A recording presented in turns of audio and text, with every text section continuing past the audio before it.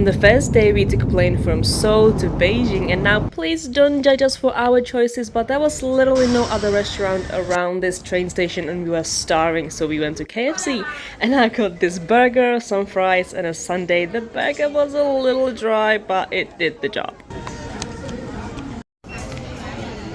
Did a little outfit change and now it was time to go to the Summer Palace, which was the first site we were going to see, and I honestly had no idea how much on a hill it is and how many steps we were gonna have to take, and at some point I definitely started regretting it because it was the first day and we still had our big heavy backpacks on, and let me just tell you, our legs definitely got the exercise.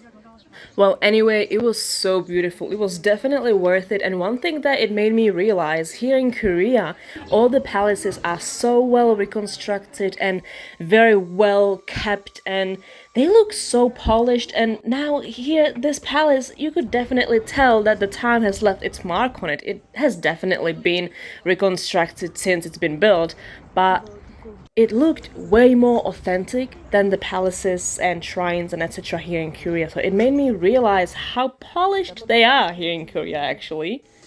By which I'm not trying to say that you should not visit the palaces and shrines here in Korea as well if you ever visit.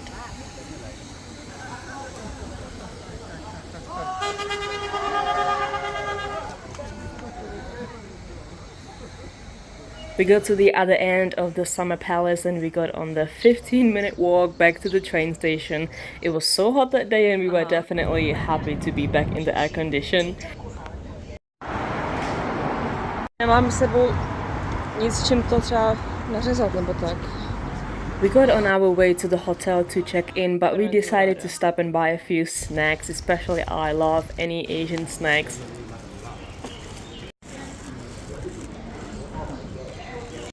The check-in went very smoothly, the hotel was so nice, all the staff was so nice, and they even left us these little snacks as a welcome gift. That was so nice. And those are also some of the other snacks that I bought earlier. And at this point I was exhausted, but my friend has convinced me to go into the city and see some more of Beijing, even though I just really wanted to sleep.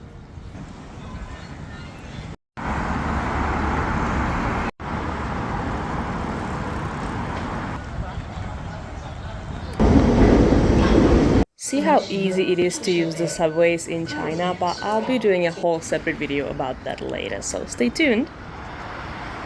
We went to see this Pokemon exhibition pop-up store, and then my friend dragged me to a couple stores, including these dolls that I don't really know what they're supposed to be, and also a Sephora because she really wanted to go. I was just kind of tagging along because I was so tired.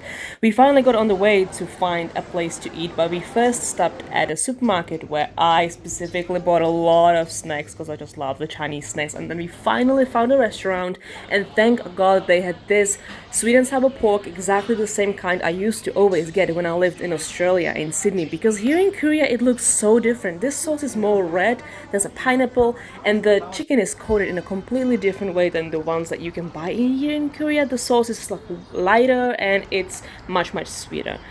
Here you can enjoy a little bit of night Beijing, and did I mention that every single time in China you go to a subway station you have to go through security checks and your luggage has to go through the scans and you have to go through the frame. It's a little annoying, but whatever. Anywho, I was so tired at this point, like so ready to sleep, but this is the end of day one and stay tuned for the rest of the trip.